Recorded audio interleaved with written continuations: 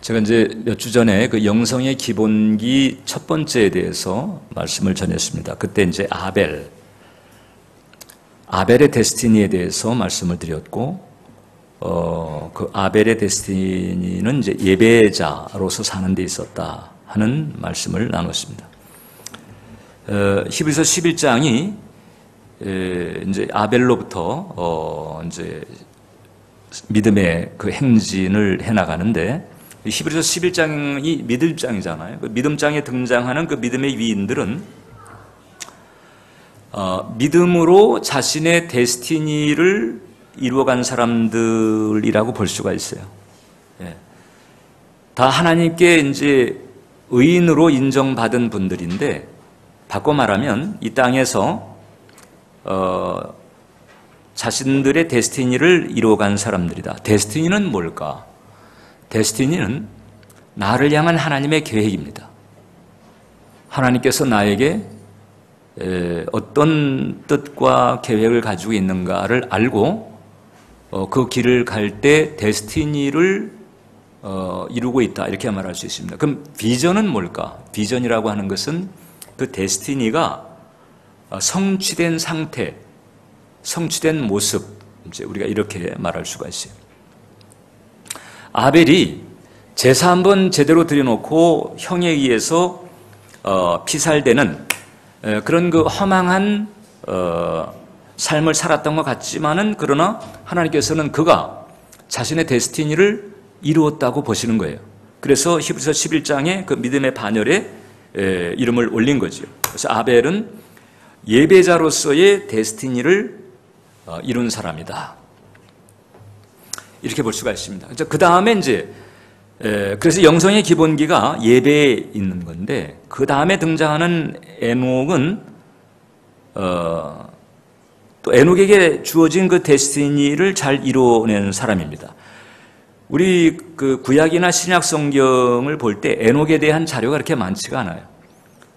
그래서 그 에녹에 대한 그 성구를 보게 되면 아이를 낳은 것 말고는 뭐 특별할 것이 없는 평범한 삶을 살지 않았는가, 이런 이미지를 줍니다. 이제 사실 그런 이미지도 조금 분석할 필요가 있죠. 그러니까 에녹의 삶을 놓고 특별할 것이 없는 평범한 삶이었던 거 아니야? 라고 생각하는 것은 어떻게 보면 이제 이 세상 기준에 좀 경사되어 있는 경우일 수도 있어요. 그러나 에녹은 자신에게 주어졌던 데스티니를 아주 확실하게 이루었던 사람입니다. 어떤 데스티니인가? 동행의 데스티니를 이룬 사람이다. 창세기 5장 24절을 보면 에녹이 하나님과 동행하더니 하나님이 그를 데려가심으로 세상에 있지 아니하였더라. 에녹은 하나님과 동행했던 사람이에요. 그런데 어느 정도인가 하니 하나님께서 그를 데려갔어요. 쉽게 말하면 장례식을 치르지 않고 그냥 하늘로 올라간 것입니다. 이를테면 개인적인 휴거를 받은 것과 같은 이런 축복을 받은 거예요. 자, 그러니까 이 아벨이나 에녹을 보게 되면 예배를 잘 드리고, 그리고 하나님과 동행하는 것만으로도 대단한, 그리고 훌륭한 데스티니다. 어떤 직업을 가졌든 이게 풍부할 수도 있고 궁핍할 수도 있고 많이 배웠을 수도 있고 못 배웠을 수도 있고 뭐 가게를 할 수도 있고 아니면 뭐 기업을 할 수도 있고 정치를 할 수도 있고 예술을 할 수도 있고 뭘 할 수도 있잖아요. 그런데 성경은 이 에녹에 대해서 뭘 했는가를 언급하지 않아요. 뭔가를 했을 텐데, 뭐 생업이 있었을 거예요. 뭐 종사하는 분야가 있었을 텐데 그 점에 대해서는 언급이 없습니다. 그 분야에 있어서 뭐 얼마만큼 성취했는지, 얼마만큼 뭐 이뤄냈는지 없어요. 단지 하나님과 동행했다. 근데 그것만으로도 하나님께서 그를 장례식 치르지 않고 데려가실 정도였다는 거지. 그리고 오늘 이제 우리가 읽은 이 히브리서 11장 본문은요, 그 동행했다라고 하는 것이 어떤 것인지를 좀 더 자세하게 풀어주고 있어요. 즉 하나님을 기쁘시게 하는 삶이었다는 거죠. 히브리서 11장 5절인데 믿음으로 에녹은 죽음을 보지 않고 옮겨졌으니 하나님이 그를 옮기심으로 다시 보이지 아니하였더라. 그는 옮겨지기 전에 하나님을 기쁘시게 하는 자라 하는 증거를 받았느니라. 자, 그러니까 창세기에서 그 하나님과 동행했던 그 동행은 히브리서에 의하면 하나님을 기쁘시게 하는 삶이었다라고 하는 거죠. 그 결과 그는 죽음을 보지 않고 하늘로 들려 올라갑니다. 보통 이제 인물 그 사전이나 백과사전을 보게 되면 어떤 이제 지나간 과거의 인물을 소개할 때 어김없이 등장하는 것이 그 이름 다음에 괄호가 나오잖아요. 그리고 출생년월일, 사망년월일 딱 나와요. 그리고 창세기 5장에도 보게 되면 그 아담의 그 족보가 이제 등장을 하는데 거기에 각 사람의 일생을 마무리하는데 거의 관용구처럼 등장하는 표현이 있습니다. 아무개가 몇 세를 살고 죽었더라. 그게 거의 관용구처럼 각 사람의 마감 문구로 등장을 합니다. 근데 에녹은 언제 죽었나가 없어요. 출생년월일이 있는데 사망년월일은 없습니다. 그냥 하나님께서 데리고 가신 거예요. 성경에서 이제 이런 경우가 엘리야에게 있었거든요. 그러니까 적어도 이제 하나님께서는 그 에녹에 대해서 엘리야 수준에 상응하는 뭔가를 보신 거였다고 말할 수가 있어요. 그러니까 엘리야하고 스타일은 달랐지만 엘리야 수준에 상응하는 충성과 헌신이 에녹에게 있었다. 이렇게 볼 수가 있습니다. 그래서 에녹은 우리에게 하나님과 동행한다는 것이 어떤 것인가를 가르쳐 주는 거예요. 첫 번째, 그럼 동행의 의미가 뭘까? 자, 에녹은 이제 하나님을 기쁘시게 했다는 거잖아요. 그 동행의 내용이. 여러분 한번 이제 생각해 보세요. 내가 누군가를 기쁘게 하려고 했을 때가 있었을 거예요. 가족 간의 관계에서 그럴 수도 있고요. 부부지간에 그럴 수 있고 친구나 뭐 아무튼 누군가를 기쁘게 하려고 그렇게 애를 썼을 때가 있을 겁니다. 그때 마음 상태를 한번 돌이켜보세요. 그때 마음 상태. 어떤 마음 상태였을까? 적어도 사랑하는 마음이 아니면 그렇게 하기 힘들죠. 사랑하는 마음이 있기 때문에 그 상대를 기쁘게 하려고 하는 거예요. 사랑하는 마음이 없어도 기쁘게 할 수 있습니다. 한두 번 반짝할 수 있습니다. 혹은 어떤 보상이나 반대급부가 분명할 때 계산적으로 그렇게 할 수가 있습니다. 그런데 이 에녹은 300년 내내 그랬다는 거죠. 300년 내내 하나님을 기쁘시게 하는 동행을 했다는 거죠. 이것은 사랑이 없으면 안 되는 거예요. 그러니까 에녹은 하나님을 사랑했다. 이렇게 말할 수가 있어요. 하나님을 사랑했다. 근데 그 사랑이 이게 어떤 이기적이고 계산적인 사랑이 아니고 이것이 구별된 그 거룩한 사랑이었다라고 하는 거예요. 그게 300년간 계속되었다는 것은 그 사랑이 적어도 하나님께 속한 그 사랑, 요한일서 4장 7절에 그 수준의 사랑이었음을 우리에게 보여주고 있는 거죠. 그가 하나님을 향해서 드렸던 그 사랑은 그의 삶에서 이 거룩, 쉽게 말하면 구별됨으로 나타났습니다. 그럼 어떤 구별됨이 에녹에겐 있었을까? 유다서를 보게 되면 이제 에녹이 이런 일을 했더라고요. 아담의 7대손 에녹이 이 사람들에 대해서도, 이 사람들이라고 하는 그때 당시에 하나님을 모르고 살던 그냥 세상 사람들이죠. 그 사람들에게 예언을 했습니다. 어떤 예언을 했는가 하니, 보라, 주께서 그 수만의 거룩한 자와 함께 임하셨나니, 주님의 재림에 대한 예언인데 이미 뭐 완료형처럼 그렇게 아주 확신을 가지고 선포를 했다는 거예요. 이는 무사람을 심판하사 모든 경건하지 않은 자가 경건하지 않게 행한 모든 경건하지 않은 일과 또 경건하지 않은 죄인들이 주를 거슬러 한 모든 완악한 말로 그들 말미암아 그들을 정죄하려 하심이라. 쉽게 말하면 주님의 재림과 심판에 대해서 그때 벌써 아담의 7세 손이란 말이에요. 그 옛날에 벌써 에녹이 예언을 했단 말이죠. 그 정도로 에녹은 그 주님의 재림과 심판에 대해서 혹은 영생에 대해서 하나님의 존재에 대해서 확신을 가졌다는 얘기고, 그 확신을 바탕으로 해서 사람들에게 지금도 사실 신실한 크리스찬이라도 담대하기가 쉽지가 않은, 믿지 않는 사람들에 대해서 그렇게 대놓고 하기 쉽지 않은 이 재림 내지는 특별히 심판에 대해서 확고하게 선포를 할 정도였다라고 하는 거죠. 이런 구별됨이 에녹에게 있었다는 거죠. 이 유다는 지금 그 예수님의 동생이에요. 이 예수님의 동생이 나중에 이제 회개해서 이렇게 유다서를 쓰게 됐는데, 이 유다서에 이 에녹에 대한 이 얘기가 등장한 것은 인용입니다. 그러니까 이 초대교회 당시에 많이 읽혀졌던 에녹 일서라고 하는 이런 이제 우리가 지금은 위경이라고 분류를 합니다.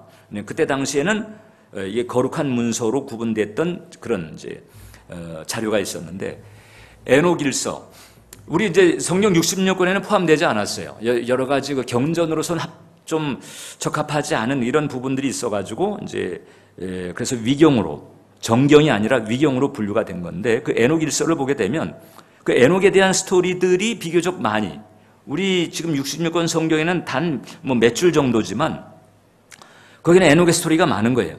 천사의 방문을 받았다든지, 뭐 혹은 또 천사와 함께 어떤 그 영적인 그런 체험을 함께 했다든지, 비유, 환상, 그리고 후손들에게 전해주는 어떤 그런 권면들, 이런 내용들이 그 에녹 일서에 있었고, 그 에녹 일서의 내용을 지금 유다가 지금 인용을 했다는 거거든요. 그리고 유다가 인용한 부분을 성령께서는 이 66권 경전에 포함되도록 하셨다는 거죠.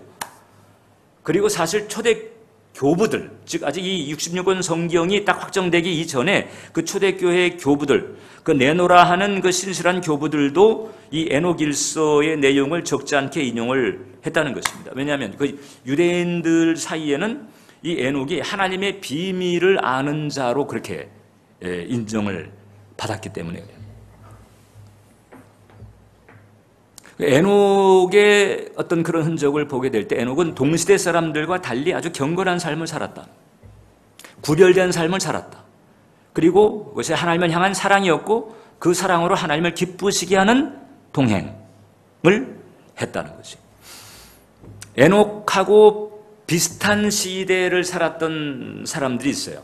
공교롭게도 이 에녹이 또 다른 에녹이 있어요. 카인의 아들이 에녹이에요. 그러니까 아벨을 죽인 카인의 아들이 에녹입니다. 지금 이제 우리가 살피는 이 에녹은 셋의 후손이에요. 그러니까 카인과 아벨이 있었는데 카인이 아벨을 죽였잖아요. 카인만 남았는데 또 하나님께서 셋을 주었습니다. 셋. 그러니까 지금 이 우리가 살피는 이 에녹은 셋의 후손입니다. 그러니까 아담의 7세 손이니까 셋의 6대 손이라고 볼 수 있죠. 반면에 나쁜 쪽에 에녹이 있는데 그 카인의 아들이, 카인의 바로 아들이 그 에녹이고, 그 에녹에게서 쭉 가다 보면 이제 라멕이 등장합니다. 라멕. 그리고 라멕의 그 아들들이 있는데, 그 아들들이 뭐 예를 들어서 야발이라고 하는 라멕의 세 아들이 있었는데, 그 야발은 육축 치는 자의 그 조상. 육축이라고 하면 그 당시에 상당히 잘 나가는 비즈니스 중에 하나였습니다. 그러니까 육축을 친다 하게 되면, 오늘날로 치게 되면 대기업을 가지고 있는 것과 같은 그런 시대. 물질적으로 풍성함을 말하죠. 유발이라고 하는 아들이 있었는데, 이 사람은 수금과 퉁소를 잡는 자, 이게 문화적인 풍성함을 말합니다. 두발가인이 있었는데, 이게 날카로운 기계를 만들었다는 거거든요. 그러니까 이제 이 기계 문명 같은 것을 말하죠. 그러니까 소위 그 카인의 후예들은 이 세상에서 잘 나가는 쪽의 삶을 살았습니다. 반면에 하나님을 떠났고 죄악되고 타락한 삶을 살았어요. 그런데 이 아담의 7세 손이었던 그 에녹은 세상과 짝하지 않고 300년간 세상과 구별된 삶, 바울이 말했던 것처럼 이 세대를 본받지 않고 이 세상에 살지만, 그리고 세상에서 사람들과 어울리기도 하고 그 세상에 있는 그 사람들을 제가 볼 때는 사랑도 했을 것 같아요. 하나님을 사랑했을 뿐만 아니라 사람도 사랑하는 그 영성이 저는 에녹에게 있었을 것이다. 저는 그렇게 생각을 합니다. 그러나 세상에 동화되지 않고 300년간 구별된 삶을 살면서 하나님과 동행했던 사람, 이 사람이 바로 에녹이라고 합니다. 이 하나님과의 동행이 에녹에게는 데스니였다. 그리고 그렇게만 살아도 하나님에게 깊은 인상을 주었던 것이고, 그냥 넌 장례 치르지 말고 그냥 올라와라, 이렇게 할 정도였다는 거죠. 여러분, 장례를 치른다라고 하는 게 하나님께서는 이제 거의 대부분, 사실 에녹과 엘리야 말고는 다 장례를 치르면서 인생을 끝내잖아요. 장례를 치른다라고 하는 것은 이제 죽음을 의식하는 과정이 있다는 얘기죠. 그게 어떤 몸에 질병이 있든지 아니면 질병이 없으면은 노환이라도 있잖아요. 몸이 약해지는 거예요. 몸의 기능이 약해지면서, 쇠약해지면서 이제 인생을 이제 끝내야 되는 상황이 오는 거죠. 그러면 그 인생을 끝내야 되는 상황이 오게 되면 사람들은 도리 없습니다. 이제까지 이생이라고 하는 것은 다 지나간 그런 한 날에 불과하고, 이제 죽음 그 건너편이 어떻게 될까? 죽음 건너편을 생각하게 되고 다시 한번 자신의 존재 의미를 생각하게 만드는 게 바로 죽음에 이르는 그 과정이지.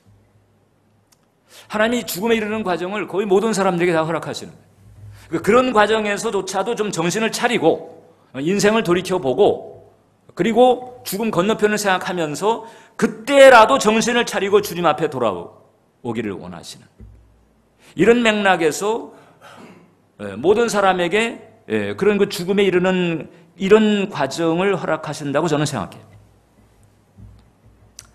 근데 에녹은 그럴 필요가 없는 거예요. 에녹은 그런 과정을 거치게 할 필요가 없어. 그냥 그런 과정 거치지 않아도 그냥 너 300년간 날 사랑했는데 그냥 바로 올라가라. 이제 여기서 나하고 가깝게 지내면서 우리 서로 사랑하자. 이런 축복을 받은 사람. 그러면 무엇이 에녹으로 하여금, 그때 교회도 없고 성경도 없던 시절이잖아요.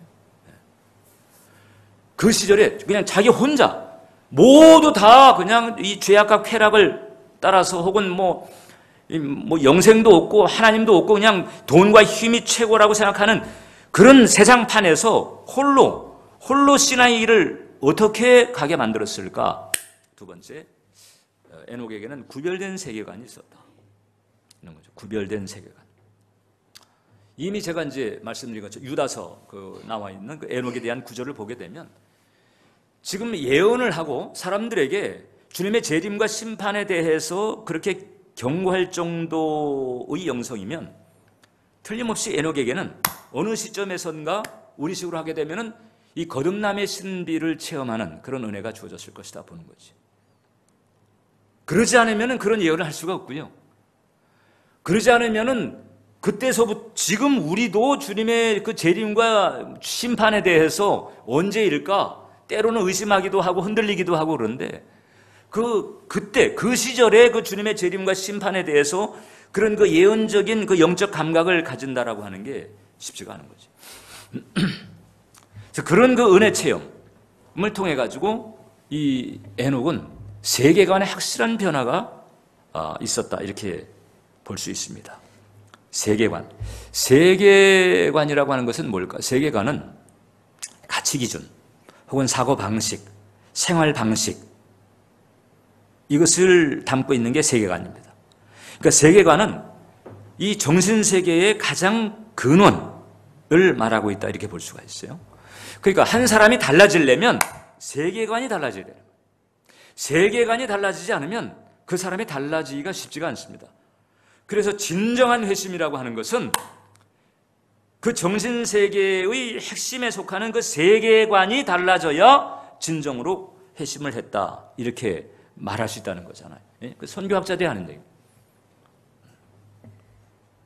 그래서 영에 대한 영의 세계에 대한 이해, 죽음에 대한 태도, 혹은 재물에 대한 태도, 인간 관계에 대한 태도, 뭐 이런 데 대한 모든 태도와 관점이 달라지는 거죠.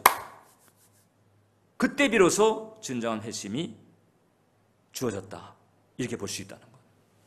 오늘날도 보면 우리는 누구나 이제 교회를 이렇게 다니게 되잖아요. 전도를 하든지 혹은 그 결신이라고 하는 것을 해서 이제 교회를 다니게 될 때 이제 겉에 나타나는 것, 즉 눈에 보이는 것에 우리는 이제 집중하는 경향이 있습니다. 그래서 사실 또 그럴 수밖에 없고, 왜냐하면 그 세계관이라고 해서 보이지 않으니까.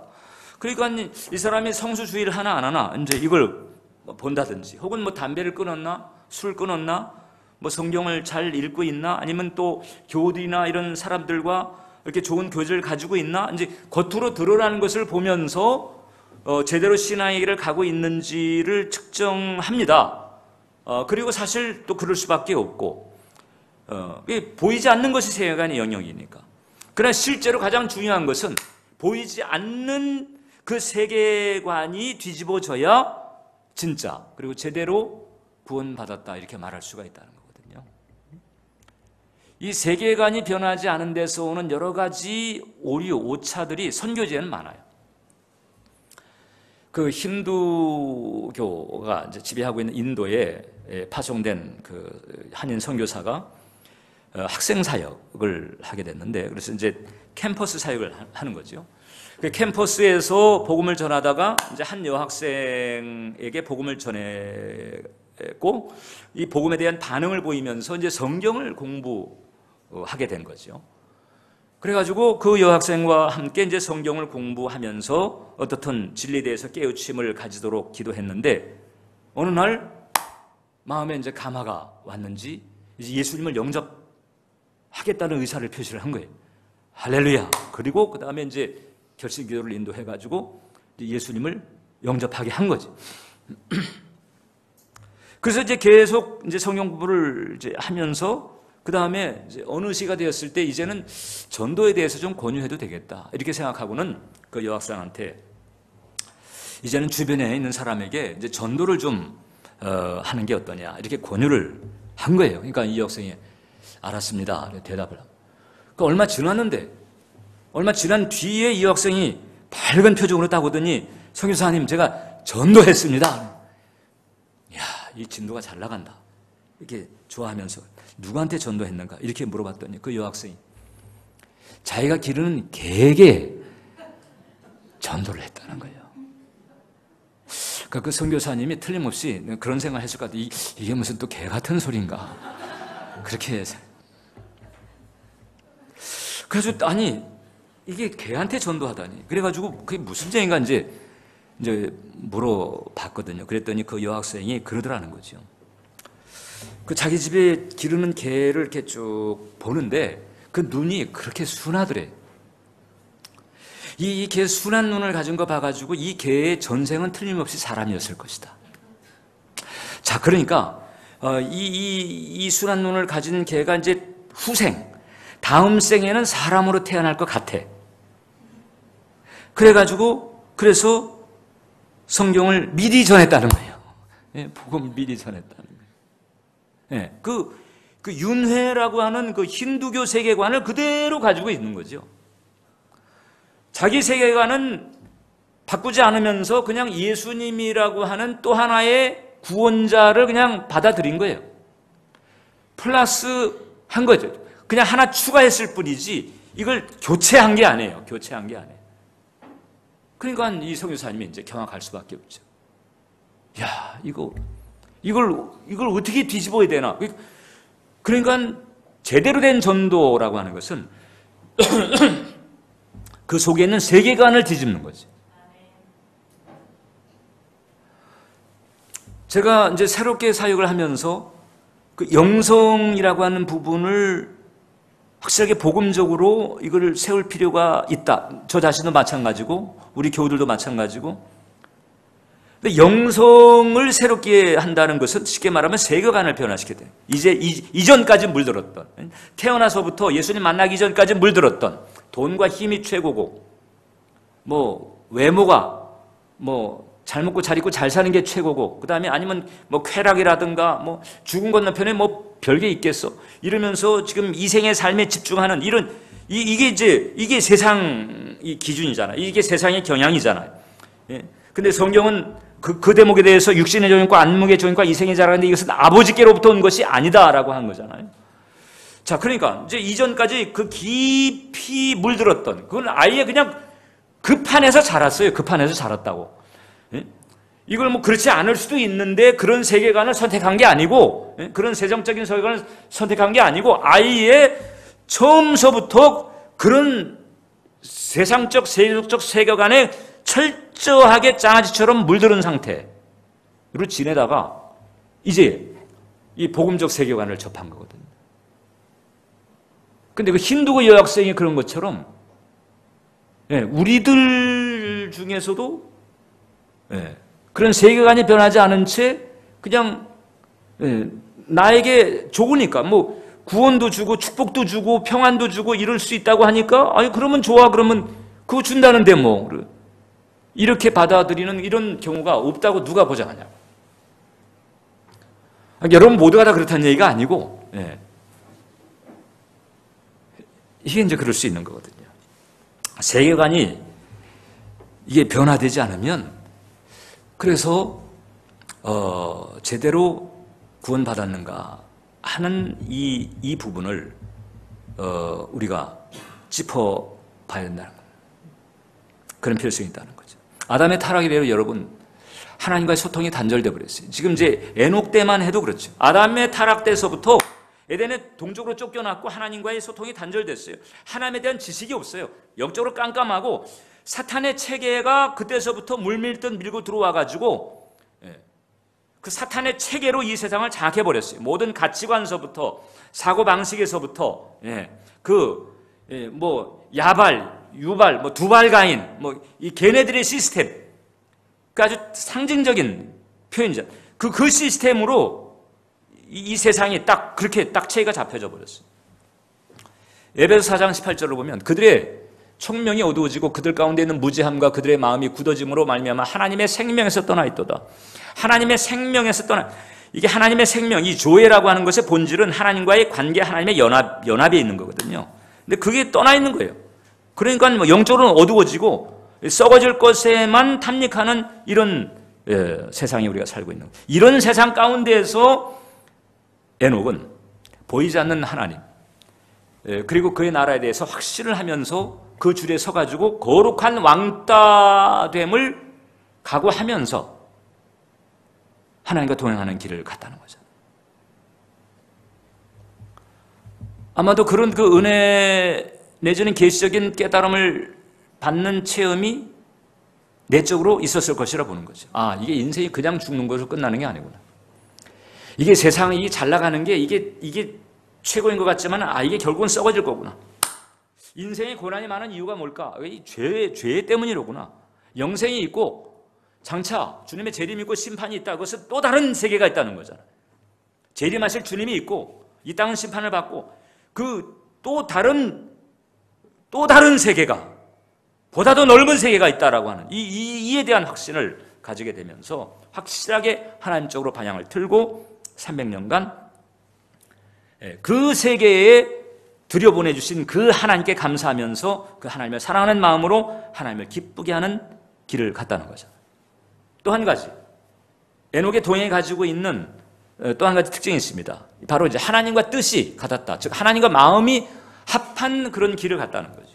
아모스서 3장 3절을 보면 두 사람이 뜻이 같지 않은데 어찌 동행하겠냐. 예, 동행하려면 뜻이 같아야 돼. 뜻이 다르면요 오래 갈 수가 없어요. 예, 보통 우리가 이제 동업한다라고 하는 거, 사람들 사이에 사업을 하면서 동업한다는 것을 조심하라고 그러는 거잖아요. 왜냐하면 동업하다 보게 되면 끝이 안 좋은 경우가 10중 8구라고 보는 거지. 왜냐하면 돈이 그렇게 만들어요. 처음에는 우정으로 동업을 했는데 나중에는 그 이익, 돈 때문에 엉망이 돼버려요. 돈 때문에 결국은 낯을 붉히고 그 다음에 원수지가 돼가지고 헤어지는 그런 경우들이, 돈 앞에 이렇게 사람들이 목욕할 수가 없어요. 자, 그러니까 이게 이제 하나님과 동행한다면 하나님과 뜻이 같아야 되는데 이게 300년 내내 그랬다라고 하는 것이잖아요. 에녹은 300년 내내 하나님과, 아니 그 이전에는 안 그랬겠어요. 아무튼 그 주님의 그 은혜를 깨달은 그때서부터 하늘에 들려 올라가기 전까지 적어도 300년 이상을 하나님과 합한 마음을 가지고 살아갔다는 거죠. 이게 바로 동행이죠. 같은 뜻을 가지고 같은 길을 가는 거예요. 그러니까 교회도 없던 그 시절에 그렇게 했다는 게 이게 참 대단한 거잖아요. 그게. 그러니까 하나님께서 너무 감동을 먹은 나머지 그냥 야, 넌 그냥 뭐 장례 치를 것도 없이 그냥 올라와. 아마도 이 썩어질 육신을 가지고 있다가 그 해분의 영역에 들어가면서 그게 신령한 몸으로 변화되는 그런 신비가 있었을 겁니다. 근데 어떻든 장례를 치르지 않고 그냥 올라갔죠. 자, 이와 비슷한 체험을 한 사람이 엘리야라고 그랬죠. 엘리야도 마찬가지예요. 엘리야도 사실 따지고 보면 에녹하고 스타일은 달랐지만 비슷한 삶을 살았죠. 아합과 이세벨이 그냥 그 여호와 섬기는 선지자들이나 그다음에 그 믿는 사람들을 계속 핍박을 하고 막 잡아 족치고 막 이럴 때, 그래서 어디 나와가지고 내가 여호와를 섬긴다는 말조차 하기가 힘들 때 그때 엘리야는요 혼자서 그냥 홀홀 단신 세상하고 맞짱을 뜬 거예요.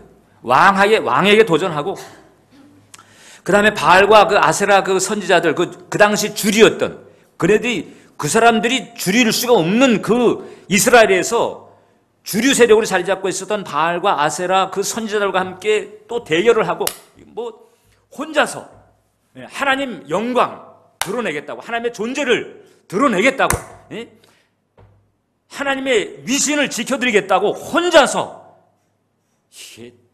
그러니까 하나님의 감동을 안 먹을 수가 없잖아요. 이름 자체가 엘리야예요. 여호와는 나의 하나님이시다. 그러니까 여호와 믿는다는 기미만 보여도 핍박을 받는 그 상황에서 여호와는 나의 하나님이시다. 이 이름 자체를 그렇게 짓고 다니는 거예요. 죽일 테면 죽여라는 거죠. 죽일 테면 죽여라.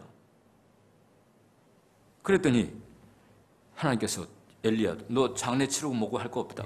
너 그냥 올라와라. 열왕기하 2장을 보면 두 사람이 길을 가며 말하더니 불수레와 불말들이 두 사람을 갈라놓고 엘리야가 회오리 바람으로 하늘로 올라가더라. 감사하게도 여러분, 그 에녹과 엘리야가 갔던 그 길을 하나님께서는 이 성경에다가 이렇게 잘 정리를 해가지고 우리로 하여금 그 길을 가도록 한 거지. 그러니까 우리가 성경대로 살면 에녹과 엘리야가 갔던 길을 가게 되는 거예요. 네? 할렐루야. 그래서 하나님과 동행하는 그 길을 가다 보게 되면 어느 시점에 마지막 때에 그와 같은 삶을 사는 자들을 위해서 이제는 하나님께서 그냥 에녹 하나 부르시고 엘리야 하나 부르신 정도가 아니고 아주 집단적으로 하나님 당신과 동행했던 사람들을 불러올리시는 사건이 벌어지게 될 터인데, 그것이 바로 휴거다. 그게 휴거예요. 데살로니가전서 4장을 보면 주께서 오리온과 천사장의 소리와 하나님의 나팔 소리로 친히 하늘로부터 강림하시리니 그리스도 안에서 죽은 자들이 먼저 일어나고 그 다음에 그 후에 우리 살아남은 자들도 그들과 함께 구름 속으로 끌어올려 공중에서 주님을 만나는 이 휴거의 사건, 이 신비한 역사가 우리에게 예비되어 있는 줄 믿습니다. 이때 그리스도 안에서 죽은 자들과 그 다음에 이 땅에서 살아서 예수를 믿고 있는 자들이 함께 구름 속으로 끌어올려지는 이런 신비한 역사가 벌어지게 돼요. 아주 집단적인 승천입니다. 집단적인 승천. 이 성경이 예고하고 있는 이 은혜의 역사에 우리가 동참을 해야 되잖아요. 하나님께서 당신의 자녀들을, 당신과 동행했던 그 당신의 자녀들을 이렇게 구름 속으로 끌어올리실 그때에 우리에게 가장 중요한 것이 뭡니까? 끌려 올라갈 준비가 우리가 돼 있어야 된다. 라고 하는 거예요. 에녹은 우리에게 어떻게 준비할 수 있는가 하는 그 힌트를 보여준 것과 같다고 말할 수가 있지. 그러니까 우리 사랑하는 우리 성도 여러분, 이제 목사님 제 데스티니가 뭔지 저 헷갈려. 이거인 것도 같다가 저거인 것도 같다가 뭐가 뭔지 헷갈립니다. 왜 이러죠? 고민할 필요가 없어요. 고민할 필요가 없어요. 아벨하고 에녹을 보니까 예배 잘 드리고 하나님과 동행만 잘해도 대단한 데스티니다라고 하는 거죠. 그냥 하나님께서 장례식 안 치르고 불러 올리실 정도로 하나님께서 기뻐하시는 데스티니다라고 하는 거예요. 다시 말씀드리지만 에녹이 어떤 직업을 가졌는지, 무슨 뭐 기업을 했는지 장사를 했는지 아니면 예술을 했는지 정치를 했는지 학문을 했는지 뭘 했는지 그건 언급이 없어요. 뭔가를 했을 거예요. 뭔가를 했을 거라고. 근데 언급이 없어요. 언급이 없어요. 성경은 동행했다. 거기에 초점을 두고 있어요. 마찬가지로 우리가 지금 우리가 살고 있는 이 인생을 마감할 그때가 되게 되면 하나님은 내가 이 세상에서 뭘 했는지 그거보다도 아무튼 이 세상 살면서 동행을 했는지, 공부를 하면서 동행했는지, 장사를 하면서 동행을 했는지, 직장생활을 하면서 동행을 했는지, 아니면 사업을 하면서 동행을 했는지, 아니면 학문을 하면서 동행을 했는지, 아무튼 뭘 했든지 간에 아무튼 뭘 하면서 거기에서 당신과 동행을 했는지 안 했는지 하나님은 거기에 관심이에요. 거기에 관심이 있어요. 그러니까 이기심과 탐욕이 가득한 이 세대를 본받지 말고 영생, 천국에 대한 분명한 소망을 가지고 하나님 사랑하고 사람을 사랑하면서 하나님과 동행하는 그 길을 가게 되시기를 주님의 이름으로 축원합니다. 그래서 우리가 예배와 동행 이 길을 가다 보게 되면 거기서 하나님께서 좀 더 힌트를 주어가지고 야, 너 그렇게 나하고 이렇게 지내면서 너 좀 요일을 좀 해봐. 사업적으로 아니면 학문적으로 뭐가 됐든지 간에 하나님께서 거기서 또 각자 가지고 있는 은사나 재능을 통해 가지고 할 수 있는 그 일에 대한 비전까지도 주님께서 주실 수 있죠. 기본적으로 예배와 동행만 잘해도, 예배와 동행만 제대로 해도 그것은 아주 훌륭한 데스티니를 이룰 수 있다는 거죠. 기도하겠습니다. 하나님 아버지, 동행을 잘할 수 있도록 도와주시옵소서. 우리의 내면, 우리의 세계관을 살펴주시고 이 우리의 세계관이 정말 복음적 세계관으로 뒤집어지게 도와주시고 변화되게 도와주시고, 그래서 겉으로 드러나는 것만이 아니고 우리의 그 내면의 그 가치관, 그 정신 세계가 복음적으로 바뀌어져서 진정한 그 회심의 은총 가운데서 주님과 동행하는 길을 걸어갈 수 있도록 우리 예배자들 한 영혼 붙들어 주시옵소서. 예수님의 이름으로 기도합니다. 아멘. 우리